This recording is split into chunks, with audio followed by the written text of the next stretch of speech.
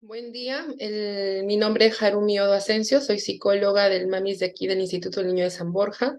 El tema que les voy a presentar el día de hoy son factores de riesgo y factores protectores en relación a lo que es el maltrato infantil y abuso sexual infantil.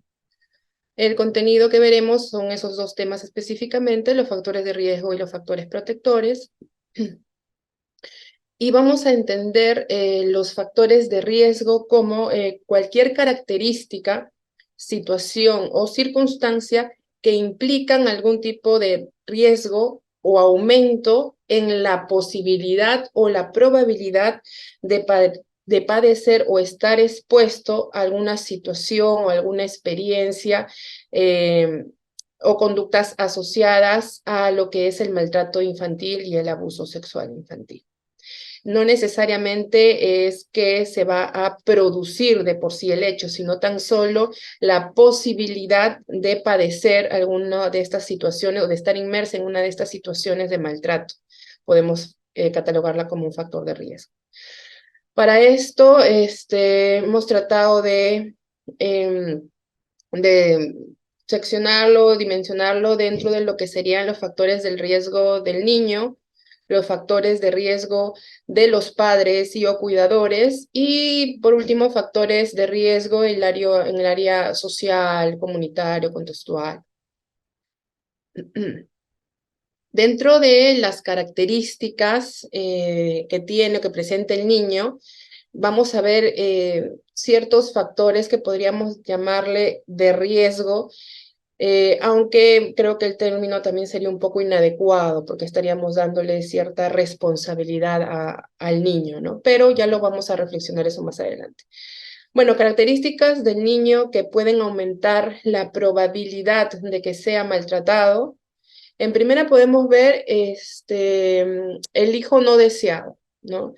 Ese no es el hijo que específicamente padres no tuvieron un plan de poder concebir un niño, ¿no? Porque al final muchos padres, sin tener una programación o un plan para la concepción de su hijo, al final lo terminan aceptando, al final sí desean el embarazo, por más que traigan muchas consecuencias o muchas problemáticas familiares dependiendo de la edad, ¿no? Aquí el problema es cuando el hijo realmente es un hijo no deseado, ¿no? Vemos casos de repente un bebé o producto de un abuso sexual, eh, embarazos en adolescentes que no están todavía terminando la secundaria y que sienten que su vida se va a bloquear o se va a truncar. Y en general, ¿no? El punto aquí es que el hijo no sea deseado, puesto que si no desean al hijo, va a ser mucho más difícil poder trabajar el asumir toda la responsabilidad que va a tener que asumir los padres en relación al cuidado, ¿no? Esto no solamente va para la madre, sino también para el papá, ¿no? Usualmente la mayoría lo ideal es que los niños se críen junto con papá y mamá, pero como sabemos, muchas veces al final es la mamá o la mujer la que termina quedándose con toda la responsabilidad de la crianza del menor, ¿no? Entonces, esto va a sobrecargar más a la madre y por lo tanto, el tener un hijo más que una bendición lo pueden considerar como una problemática más o una cruz más que tiene que cargar en su vida, ¿no? Entonces, a este tipo de mamás es muy difícil pedirles que se vinculen, que le tengan cariño, que tengan que ver sus necesidades, etcétera. A ver, otra característica del niño, uno de los riesgos que también tienen son aquellos que han nacido prematuramente, aquellos, porque no hay un tardío, una tardanza en el crecimiento, eh, después de haber dado a luz la mamá y por lo tanto amerita mayores cuidados también y mayor espera del cuidado hacia el bebé. A aquellos hijos que tienen un tipo de enfermedad que amerite una hospitalización prolongada, y eso lo vemos mucho aquí en el instituto, y es entendible. Hay madres que se quedan con sus hijos meses, algunos años, en donde están aquí dentro de la habitación con sus niños, ¿no? Por más que que las mamás puedan, y digo mamás porque más entran, ingresan madres que padres, por más que las madres se les explique y entiendan la magnitud de la enfermedad, las consecuencias de la enfermedad y la necesidad de que el menor esté hospitalizado para recibir todo el tratamiento, etcétera, es también demasiado pedir el hecho de que pueda reaccionar en todas las condiciones óptimas de salud mental cuando está en un espacio donde está encerrada, donde no puede salir, donde están todo el tiempo observando cómo el menor necesita cuidados especiales, ¿no? Entonces sí vemos un cambio en el comportamiento de los padres en donde pierden la paciencia y empiezan ya o a gritar a los hijos o a amenazar a los hijos con que tómate la medicina, si no te voy a dejar aquí, te voy a dejar solo, le voy a decir al médico que te hinque otra vez más. Entonces, es estresante tanto para el menor como también para la mamá, ¿no? El hecho de que el niño haya nacido o que tenga una enfermedad que amerite este tipo de internamiento es también un riesgo para él. Anomalías en el nacimiento, bajo peso al nacer, exposición a toxinas en el útero. Todas estas traen un riesgo porque existe la probabilidad de que el bebé no se desarrolle adecuadamente, y si no se desarrolla adecuadamente y va a tener dificultades en su desarrollo evolutivo normal, son los padres los que tienen que atenderlo de una forma más especializada, ¿no? Si es que el menor tiene algún tipo de discapacidad física, algún tipo de discapacidad cognitiva o emocional, ¿no? Vemos aquí también muchos que no vienen con PCI, tienen espina bífida, aquellos chicos que tienen escoliosis, y que físicamente es muy difícil que se transporte, que puedan recibir las atenciones necesarias por consultorio externo. Hay incluye mayor trabajo para los padres, no solo desde la preparación antes de que tenga que venir, por ejemplo, algún tipo de atención aquí al hospital, al instituto, sino también el tema económico, los pasajes, porque los tienen que transportar no en bus, sino en taxi, por la misma complejidad. Y eso obviamente sobrecarga más y genera más estrés en los padres, ¿no? Si hablamos de aquellos que tienen, los chicos que tienen problemas de conducta o TDAH, o algún tipo de trastorno en general que amerite alguna intervención psicológica, también genera estrés en los padres, y esto es un riesgo para ellos, ¿no? Los chicos sabemos que con trastorno de conducta, TDAH, tienen la particularidad de que sus conductas son a veces muy poco, los padres muy poco los pueden manejar, muy poco los pueden controlar, son muy disruptivas. A esto se le añade de que los padres puedan sentir vergüenza mientras se compara con los hijos de otras personas que estén a su alrededor.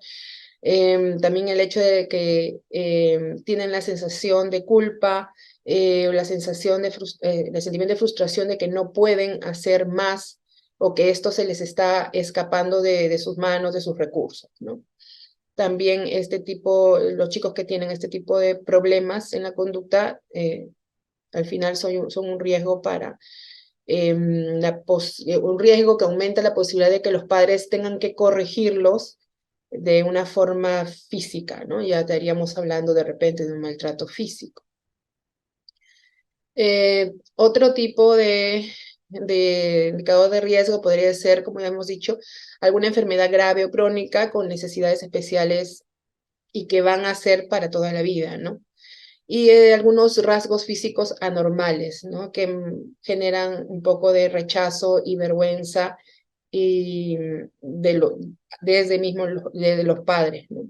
Para poder exponer a los chicos, especialmente aquellos chicos que han sufrido algún tipo de quemadura en el rostro, como también aquellos niños con síndrome de Down, en donde se tiene que trabajar mucho con los padres este tema de la exposición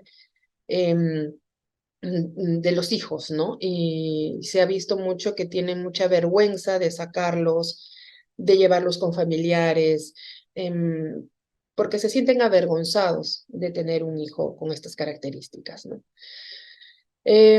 Hablamos de que los chicos o adolescentes no puedan cumplir las expectativas de los padres, ¿no? Entonces, a veces los padres tenemos unas expectativas muy altas sobre un hijo perfecto, sobre el hijo que deberíamos tener, y estos chicos, y no comprendemos que los chicos tienen su propia naturaleza, su propia forma de ser, sus propios pensamientos, y muchos de ellos no se van a ajustar a lo que los padres quieren, ¿no?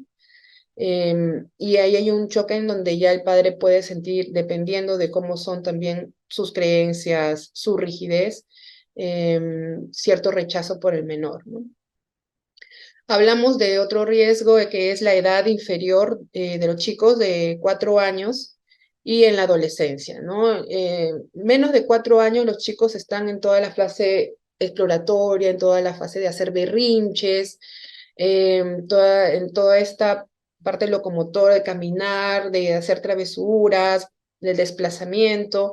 Entonces, es más ellos en esa edad es un riesgo porque necesitan mayor atención y mayor cuidado de los padres. Entonces, a veces, si es que los chicos están haciendo berrinches, la madre no lo puede tolerar y empiezan los golpes, empieza el bebé, el check-in baby, el bebé sacudido, tratando de hacer callar al menor.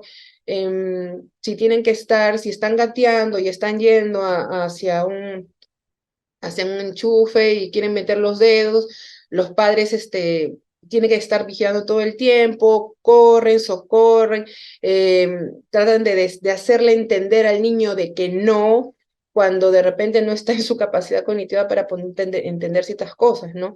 Y en este periodo los niños no se les puede descuidar ni un solo segundo porque pueden haber algún tipo de accidente. Entonces, esta edad demanda mucho de los padres. Demanda mucho tiempo, demanda mucha vigilancia, demanda mucha observación por parte de los padres, especialmente de la madre, ¿no? Es ahí donde incrementa los niveles de estrés de los padres y son propensos a poder perder el control y empezar con algunas conductas de maltrato, ¿no? No olvidemos que los 4 años es una edad muy vulnerable en los chicos por el desarrollo cognitivo también que vienen pasando, así como que es una edad muy rica porque esta es una edad donde empiezan a explorar y a aprender de todo y a llenarse de muchos estímulos que lo van a ayudar en su crecimiento posterior, ¿no? Entonces, si bien es una etapa muy, muy crítica, muy vulnerable, también es una etapa muy rica para aprovechar en el desarrollo de ciertas capacidades, ¿no? Y en la adolescencia, porque sabemos que en la adolescencia empieza la transición de dejar de ser niño a empezar a ser adulto, empieza la rebeldía, empiezan los cuestionamientos por parte de los chicos hacia los padres, la crítica empieza a desligarse de la autoridad, por así decirlo, de los padres y empezar a manejarse con su propia autonomía, su propia autoridad en cuestiones de sus creencias, ¿no? Y esto es algo que no cumple las expectativas. Si es que no las cumple las expectativas de los padres, empiezan a generarse una relación muy tensa, por lo cual al final los padres pueden optar por ciertas conductas de control que pueden rozar con lo que es el maltrato infantil, ¿no? El temperamento, vamos viendo que al menos en la adolescencia ya vamos dándonos cuenta de qué tipo de personalidad, qué rasgos ya está desarrollando este adolescente y va a depender mucho de su temperamento en relación a sus conductas. A veces los chicos pueden ser muy asequibles, a veces muy agresivos, no sé, a veces muy rebeldes. Y como es una etapa de cambios que también incluye los hormonales, y es muy difícil para los padres poder entender cómo este niño, que era su bebé, su hijito, ha cambiado tanto a convertirse en este adolescente que quiere cosas y se comporta de una manera diferente.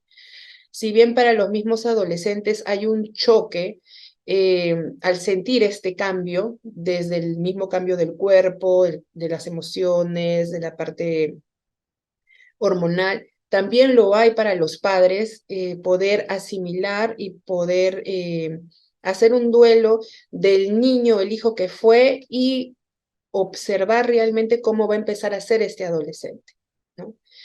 También tenemos como riesgo un comportamiento antisocial hacia sus iguales,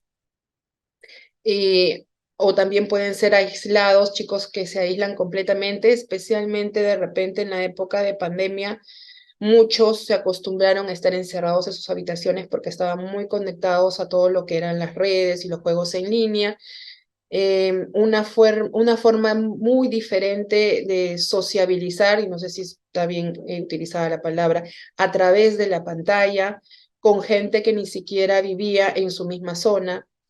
Entonces, aparte de que el estar aislado les generó una facilidad en entablar una relación con alguien, cualquier tipo de relación, ¿no? Que es muy diferente cuando lo haces cara a cara, la exposición es diferente cuando uno tiene que presentarse ante un compañero, un chico, una chica, tiene que dar el rostro, tiene que ver cómo se llevan, cómo interactúan. En cambio, en la etapa de aislamiento es mucho más fácil, puesto que hay una pantalla, hay algo que protege, hay algo que al fin y al cabo no te permite mostrarte tal cual eres, ¿no? Y eso hemos visto de muchos jóvenes que se han quedado con esta parte de no querer salir con sus amigos, no quieren salir de casa en general, prefieren estar en la casa jugando videojuegos o mirando Netflix o haciendo cualquier otra actividad en las redes sociales, ¿no? Eso desespera a los padres, les preocupa a los padres, por un lado, y por el otro lado genera esta insatisfacción en los padres de que no hacen nada, que está perdiendo el tiempo, de que no colabora en la casa, y utilizan a veces métodos de castigo que terminan siendo conductas de maltrato, ¿no? La agresividad infantil, como ya hemos dicho, problemas de conducta o déficit de atención, ¿no? Todas estas conductas van a meritar mayor esfuerzo de los padres hacia el cuidado del menor, hacia el acompañamiento del menor, generando un incremento de estrés y frustración. Y si estamos hablando, que ese es el tema siguiente, vamos a evaluar dependiendo de los recursos que también y las competencias que van a tener los padres para poder hacer frente a estas situaciones, ¿no? ¿Por qué decía al inicio de que es un poco no correlativo con el tema maltrato infantil, el hecho de que a los chicos se les pueda decir que hay factores de riesgo, ¿no? Si bien es cierto, tienen este tipo de conductas y factores de que hacen de que los padres puedan optar por unas conductas de maltrato, también es cierto que muchas de estas conductas no tienen eh, los chicos no tienen completa responsabilidad de ellas, ¿no? El que un niño nazca con bajo peso, que sea prematuro o con alguna discapacidad, no es responsabilidad del menor, ¿no? El que el hijo no sea deseado no es responsabilidad del menor. El que no pueda cumplir con las expectativas tampoco lo es, ¿no? Dependiendo de sus edades o de su forma de comportarse, no es que sea netamente su responsabilidad. Recordamos que los chicos son dependientes de los padres hasta cierta edad, y son los padres los que marcan las pautas de crianza y los que marcan el ritmo en el crecimiento emocional y psicológico conductual del menor. Entonces, si tenemos algún tipo de conductas relacionados con problemas conductuales, con agresividad, relacionados con temas que podemos manejar como padres, al final la responsabilidad seguirá siendo de las personas adultas. Los chicos no tienen ningún tipo de responsabilidad sobre ninguna conducta que puedan hacer que los padres incrementen su nivel de estrés o frustración, ¿no? Al final termina siendo igual, factores de riesgo más de los padres que de los propios chicos, ¿no? Pero sí vemos a grandes rasgos, como les decía, para no dejar de lado específicamente los factores de riesgo de los chicos, es que el mayor factor de riesgo de ellos es más que todo algo que no les compete, que es como alguna enfermedad, eh, alguna patología asociada, etcétera, ¿no? Más que una intencionalidad del menor o algo o una acción específica que él haga para. Ahora, como características del padre o cuidador que puedan aumentar la probabilidad de que este padre maltrate al menor de algún tipo, de una forma, vemos que si es que los padres tienen antecedentes personales de maltrato infantil, de malos tratos o abandono. Es inherente a veces de los padres que han sufrido este tipo de maltrato vuelvan a repetir las conductas de maltrato para con sus hijos, ¿no? Vuelven a repetir el ciclo y el círculo del maltrato con sus hijos, ¿no? Y especialmente aquellos que no han llevado ningún tipo de apoyo, ningún tipo de terapia y que todavía pueden optar con que castigos físicos, por ejemplo, son una buena forma de enseñanza y de disciplina, ¿no? Que se tenga una madre con historia de abuso sexual infantil. Este caso específicamente lo hemos observado en los chicos que son víctimas de abuso sexual, ¿no? En su gran mayoría, cuando hablamos y hacemos la entrevista con los padres, ellos también relatan de que han sido víctimas de abuso sexual, ¿no? Y hay toda una historia detrás, y es algo como ya hablando un poco fuera de enfoque de repente, es como que un abuso ya transgeneracional que se observa, ¿no? Em, la carencia de vinculación afectiva en la infancia o en los cuidados que hayan tenido los padres, ¿no?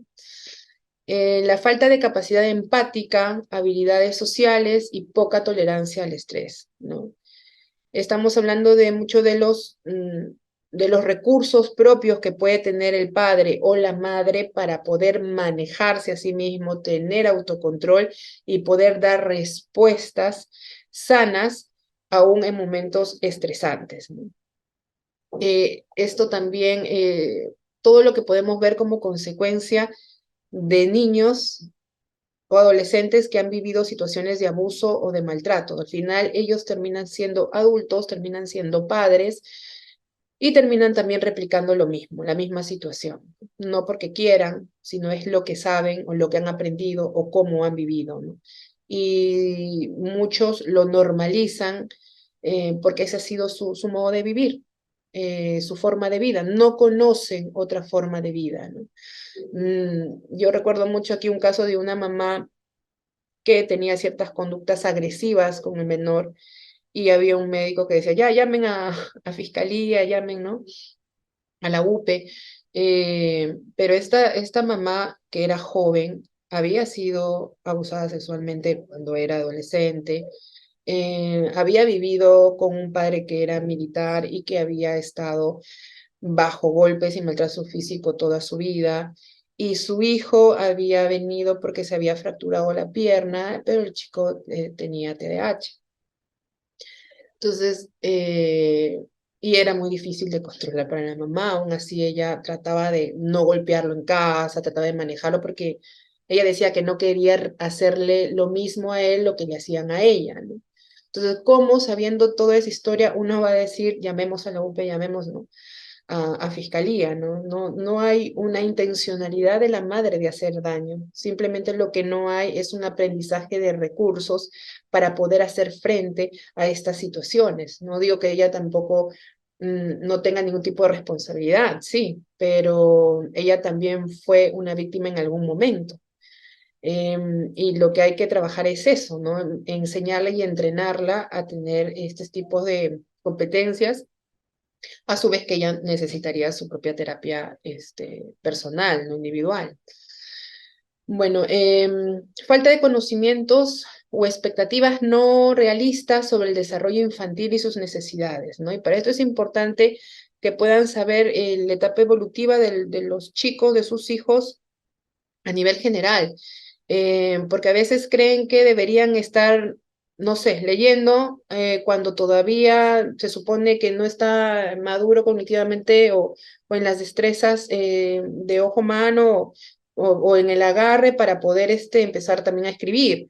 Entonces, a veces eh, compiten mucho algunas madres y tratan de que los hijos hagan más de lo que se suponen que en su desarrollo evolutivo deberían hacer, ¿no? Y eso hay que tener mucho cuidado porque, como se dijo en el anterior, ¿no? Los chicos no cumplen las expectativas de los padres y nunca la van a cumplir porque no es algo que dependan de los chicos como un tema actitudinal, ¿no? Un tema de si desea o no desea, sino que no están preparados para, ¿no? Y a veces eso se ve mucho en el colegio cuando quieren que ya los chicos o aprendan a leer o aprendan el otro idioma o que coloree dentro del borde cuando todavía no lo puede hacer. Y esto es falta de conocimiento, ¿no? Esto sucede más con el hijo mayor. Vemos que hay una disminución a veces ya con el segundo o tercer hijo porque ya más o menos se van dando cuenta de cómo va el desarrollo, ¿no? De los chicos, ¿no? Consumo indebido de alcohol o drogas, especialmente durante la gestación. Participación en actividades delictivas, obviamente van a tener, usualmente las personas que están ligadas a este tipo de conductas tienen menor tolerancia a la frustración, menor capacidad de autocontrol, poca empatía, no están acorde o no siguen las normas, entonces mucho menos van a tener mucho cuidado con las necesidades de su menor, ¿no?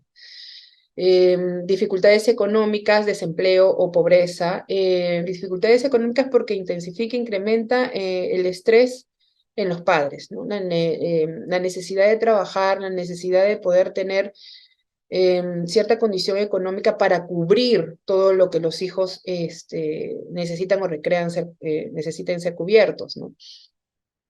Factores de personalidad, que yo le he venido hablando desde hace un buen rato, el control de impulsos, si es que también hablamos de padres que tienen algún tipo de condición en relación a la salud mental, si son depresivos y tienen mucha ansiedad, madres, por ejemplo, que tienen la depresión postparto y algún tipo de patología que puedan tener en la familia alguno de los padres, ¿no?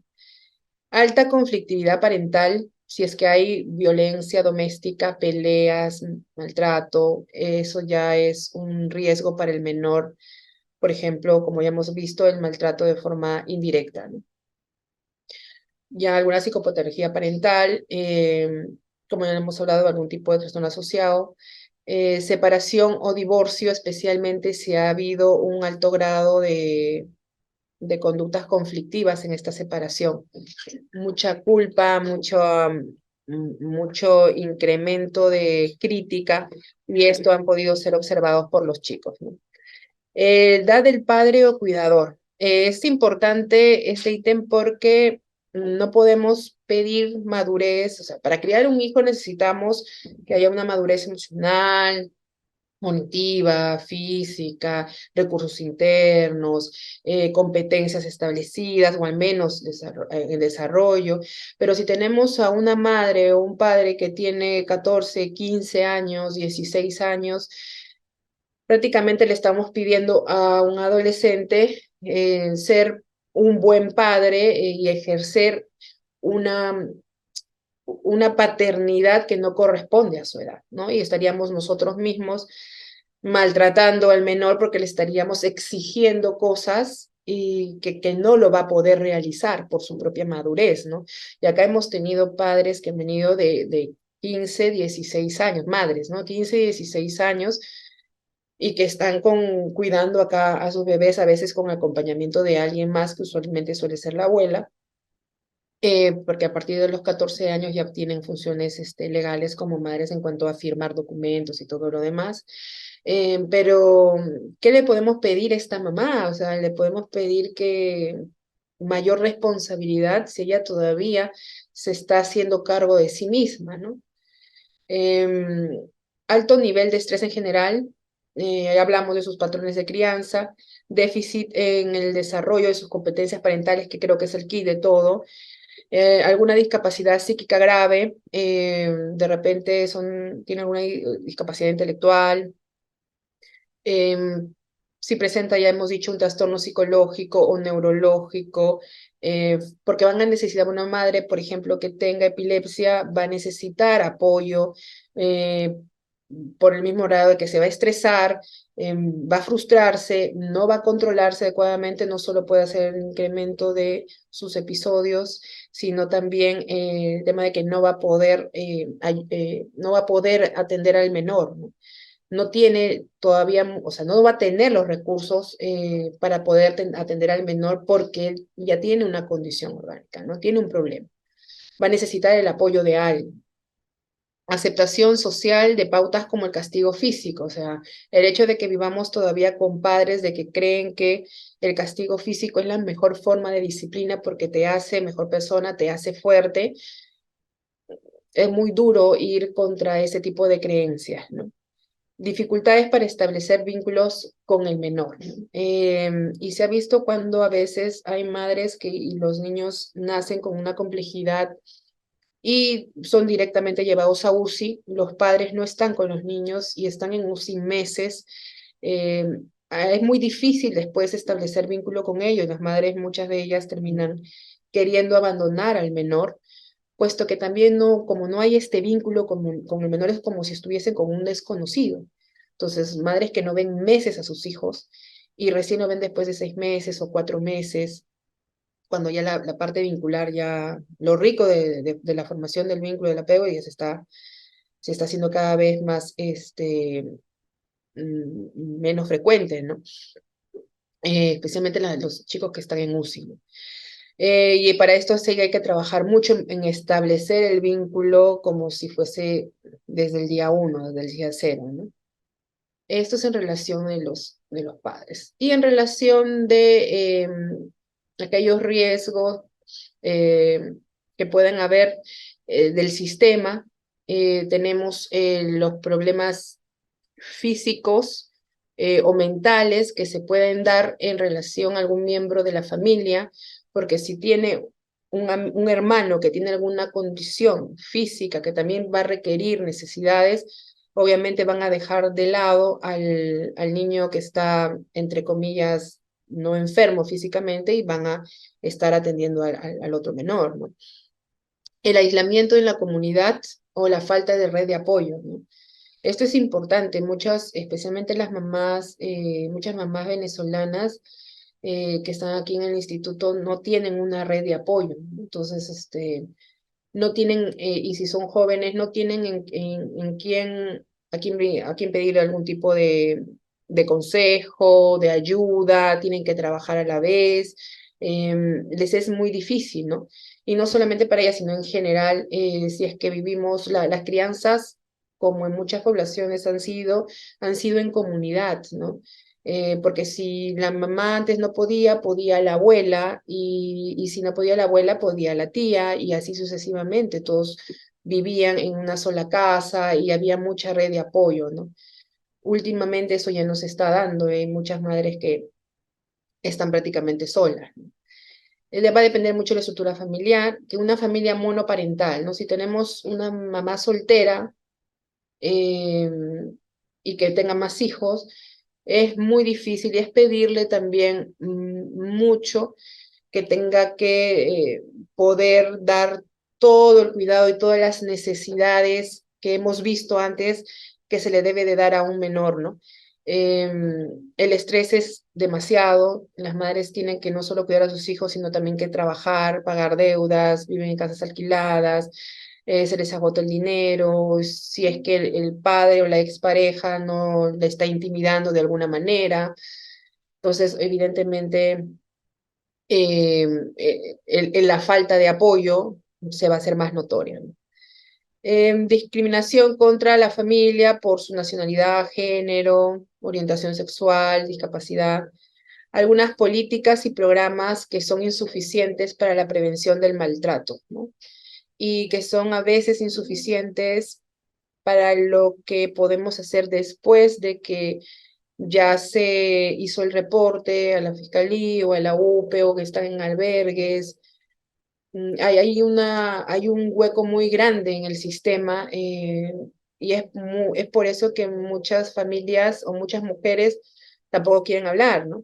Y muchas chicas tampoco quieren denunciar los hechos, ¿no? No se siente una protección del sistema para este caso de víctimas, ¿no? Seguimos con las políticas, las normas sociales y culturales y la rigidez que es asignado por cada sexo, ¿no? Lo que se supone que una mujer y un hombre tienen que hacer, ¿no? El masculino o femenino, ¿no? Toda visión que sea rígida, que sea inflexible, en algún momento va a generar algún tipo de conducta de maltrato, cualquiera que ésta sea, ¿no? Entonces, cuando no hay flexibilidad, al final se termina usando la fuerza para poder lograr lo que uno quiere, ¿no? Y como factores protectores, vamos a conceptualizarlo como que es un atributo, una característica individual, una condición situacional o un contexto ambiental que puede inhibir, reducir o atenuar la probabilidad de conductas o situaciones relacionadas al maltrato infantil. No quiere decir que al 100% no es que vaya a suceder algún tipo de conducta, sino que la va a disminuir, es muy poco probable que las pueda haber, ¿no? En factores del niño podemos hablar de que el niño, o sea, diríamos todo lo contrario a los factores de riesgo, que tenga que nazca sano, tenga una buena condición de salud, que tenga una historia de un desarrollo evolutivo, de crecimiento adecuado. Antes las frases, cuando nos preguntan, a menos en las mujeres, ¿qué quieres que sea tu bebé? Hombre o mujer, no, nosotros queremos que salga sano, ¿no? Entonces, desde ahí ya vemos que hay un tema, no solo porque queremos lo mejor para nuestro hijo, ¿no? Sino que hay un tema también de que sabemos que si no nace sano, hay mucha más responsabilidad o mucho más desgaste de los padres para su cuidado, ¿no?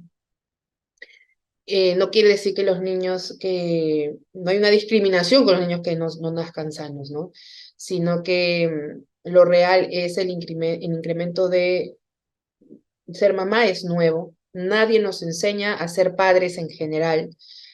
Y hacer algo para lo que nadie nos enseñó, lo que no sabemos hacer, de repente no tenemos a nadie que nos pueda dar consejos de cómo hacerlo. Eh, Incrementa toda la parte y la carga emocional cuando tenemos que atender a un niño con necesidades especiales en general, ¿no? Porque no solo está el hecho del desgaste, del esfuerzo físico, del cansancio, sino el constante pensar de que lo estoy haciendo bien. ¿Y qué tal si estoy perjudicando más que ayudando? O mi ayuda no es suficiente, ¿no? Desde los padres hacia los hijos, ¿no? Inclusive esa forma de pensar, esa preocupación extrema y esa necesidad de tener una retroalimentación de que uno le está haciendo bien, hace que por la preocupación cometamos errores que pueden pasar por un maltrato infantil, ¿no? La sobreexigencia de los padres hacia sí mismos, o sea, también es una conducta de maltrato. Que los chicos tengan una inteligencia promedio o superior a la media, eso quiere decir que es muy poco probable que tenga dificultades en el colegio, problemas de aprendizaje, como que también mayor comprensión en su momento de lo que serían normas, reglas, etcétera, ¿no? Mayores recursos también propios. Buenas relaciones con los compañeros, en la parte social, que esté muy bien desarrollada, muy bien alimentada, cimentando todo aquello que eh, va a conllevar después todo lo relacionado con habilidades sociales, buenas experiencias en el entorno con sus pares, con sus amigos, desarrollan también recursos para hacerle frente a la vida adulta, ¿no? En el manejo con otras personas, compañeros de trabajo, con jefes, etcétera, ¿no? Factores de personalidad como el temperamento fácil, una disposición positiva, un estilo de afrontamiento activo, buenas habilidades sociales, como ya lo he mencionado, ¿no? Entonces, si bien es cierto, si nosotros hablamos de muchos de los chicos que conocemos, la gran mayoría tiene todos este tipo de factores, ¿no? Y eso muchas veces no ha hecho de que no hayan pasado por una situación de abuso sexual o de maltrato, ¿no? Por eso vuelvo a decir, no es una cuestión de responsabilidad de los chicos, es de los adultos y del ambiente, ¿no? Un chico que tiene buenas relaciones con los compañeros y una inteligencia promedio, qué sé yo, no quiere decir que esté exento o que esté libre de cualquier tipo de maltrato. Es que el maltrato no es por uno mismo, sino es por el otro, ¿no? Como factores de protectores de los padres o cuidadores, que tengan una buena relación entre padre e hijo, una vinculación, un buen apego, que sea una relación cálida, pues, donde haya límites, donde haya normas, pero que se den dentro del contexto del amor, de la calidez, del que quiero esto que sea bueno para ti y te lo hago saber también con conductas que te pueden enseñar a ser cuidado, ¿no? Que exista un entorno familiar de apoyo, ¿no? Que existan los abuelos o bueno, los tíos, de repente por ahí el hermano. No quiere decir que se hagan cargo del cuidado del menor ni que se hagan responsables de la crianza del menor. Una cosa es apoyo, que es una ayuda, y otra cosa es que se haga responsable de, totalmente diferente, ¿no? Es más, muchas veces los abuelos están para engreír a los hijos y eso es una relación muy bonita con los que los chicos crecen, ¿no? Necesitan cierta complicidad también ahí. Reglas o estructura de la casa que estén bien fundamentadas, que estén bien desarrolladas desde pequeñitos para todos los miembros del hogar, no solamente para el hijo mayor o el hijo menor o para los hijos, sino para los padres. Supervisión parental de los menores de edad en todo momento. Entonces, los chicos y los adolescentes, dependiendo de las edades, siempre tienen que estar bajo supervisión. No quiere decir pegado el uno al otro hasta cierta edad, sí, pegados el uno al otro, pero aun cuando son adolescentes tienen que tener supervisión, una supervisión sana también, ¿no? Apoyo y participación por parte de la familia extensa, incluida la ayuda en los cuidados de menores de edad, como he dicho, el hecho de que los padres pueden irse un fin de semana al cine o a algún lugar y dejar a los chicos con algún familiar que lo pueda cuidar, puede darse. Una cosa, como ya les dije, es cuidarlo por horas, por momentos, brindando apoyo, y otra cosa es que ya lo críen o se lo dejen a los abuelos o a algún otro familiar, ¿no? Cosa que no es, que ya de por sí es un abandono, ¿no? El hecho de que los chicos puedan también relacionarse con otros familiares adultos, a los padres también ayudan como que a que se pueda observar cómo los chicos también se comportan en un ambiente distinto al de su hogar, ¿no? En cómo están desarrollándose las normas, los límites y cómo ellos los están interiorizando, internalizando y expresando, ¿no? Y es bueno para los chicos el aprender a relacionarse con otros adultos que no sea papá y mamá, que muchas veces le vamos eh, a pasar muchas conductas o a brindar un apoyo diferente, una forma de hablar diferente, sino que se relacionan con otros adultos que tienen un tono de voz diferente de hablar, que tienen una forma diferente de poner normas, de servir la comida, etcétera. Eso le brinda mucha flexibilidad en su comportamiento, ¿no? Y la educación de los padres, más que si tienen o no una profesión, es cómo los padres han sido educados desde su propio hogar, ¿no? En cuestiones de normas, de moral, de principios. Estaba escuchando hace una ponencia y antes los padres, aunque muchos de ellos hace años, al menos dos generaciones o una atrás, aunque muchos de ellos ni siquiera terminaran la primaria, eso no los excusaba de que no hayan llevado una disciplina en casa, enseñar valores, enseñar normas de una forma adecuada. Y eso es lo que pedimos ahora, ¿no? Que los chicos, adolescentes que son maltratados y se van a convertir en padres, qué valores, qué normas y qué límites les podrían enseñar a sus hijos, ¿no? Es muy difícil poder exigirles aún siendo adultos algo que no se ha trabajado desde pequeños, ¿no? Por eso todo el tema del sistema de maltrato es a largo plazo y transgeneracional. No solamente es un niño o una adolescente maltratada, sino es hasta la descendencia de este niño, este adolescente, que va a tener repercusiones, si es que el menor o adolescente no tiene algún tipo de apoyo o intervención.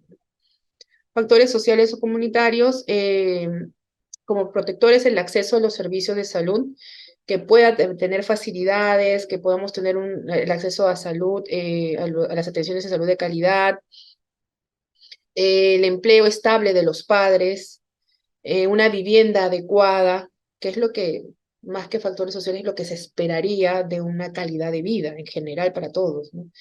El apoyo de adultos fuera de la familia que sirven como modelos, como mentores para los menores de edad, ¿no?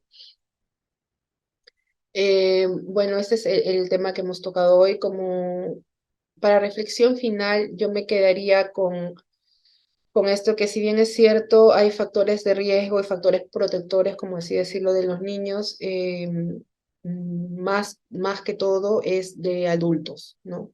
La responsabilidad del acto de maltrato es de una persona adulta. Desde el mismo hecho que sabiéndose que tiene algún problema en el control del manejo o en el manejo de la ira, de la cual está deprimida, qué sé yo, desde el hecho de que no busque una atención para sí misma, ya es una responsabilidad. Los chicos ya suficiente tienen con haber sido víctimas de maltrato y pasar por todo lo que tienen que pasar y el proceso que tienen que pasar, como para poder darles una responsabilidad añadida de que tendrías que tener y comportarte de esta manera para que no te maltraten. Tendrías que hacer y decir esto o hacerlo de esta manera para que no te maltraten. Tendrías que superar o tener capacidades, desarrollar capacidades para que no te maltraten, y esa no es la idea. La idea es de que se pueda observar en estos adolescentes aquellos recursos que es necesario desarrollar para que al crecer, al tener pareja o al tener hijos, tengan un mayor manejo en las relaciones con su pareja, en las relaciones interpersonales y obviamente en la crianza de sus hijos. Los temas que hemos tocado son tan amplios y tan complejos que resumirlos ha sido muy difícil porque no queremos dar la impresión de que toda esta situación de maltrato es muy simple, muy rápida y que con un otro indicador uno puede saber si es que hay o no hay o que lo pueda superar, ¿no? Es toda una situación y un proceso que, que genera mucho daño a los niños adolescentes, especialmente porque se da en esa etapa vulnerable de su vida, ¿no? Entonces, si nosotros vemos a un niño maltratado, es usualmente que veamos a un adulto maltratador, ¿no? O que también sigue los patrones del ser maltratado. Entonces, es importante que nosotros nos demos cuenta desde el lugar donde estemos trabajando, no solo de los indicadores que se vio en el tema anterior, sino también de toda esta parte de los factores que pueden haber si conocemos a los padres, especialmente en los colegios, que es donde los chicos van todos los días, donde hay de repente más acercamiento con los padres de forma más frecuente, en donde los profesores saben más de la vida de sus alumnos, como también en los consultorios de cualquier establecimiento de salud, ¿no? Muchos chicos que han vivido abuso sexual y son víctimas de maltrato infantil han pasado infinidad de veces por consultorios de pediatría. Desde infecciones urinarias constantes hasta caídas y golpes constantes, entonces, y han podido ser detectados en su momento, pero no se lograron, ¿no? Entonces, sí tendremos que al menos la parte educativa es vital en estos casos, y muchas de las chicas que hemos tenido aquí en el MAMIS han sido porque el colegio ha dado la voz de alerta y porque la profesora, la psicóloga, la tutora, a quien las chicas les contaron en su momento, hicieron algo, ¿no? No se asustaron, no se quedaron calladas y brindaron apoyo. Entonces, es importante poder al menos observar a partir de ahora con más detenimiento y no quedarnos en el perfil, ay, es malcriado, no, él es terrible, siempre hace lo mismo, rompe las reglas, ya, que vaya al psicólogo porque aquí no lo podemos controlar. Seguro tiene TDAH, o sea, sí, puede haber muchas cosas, pero también puede haber maltrato.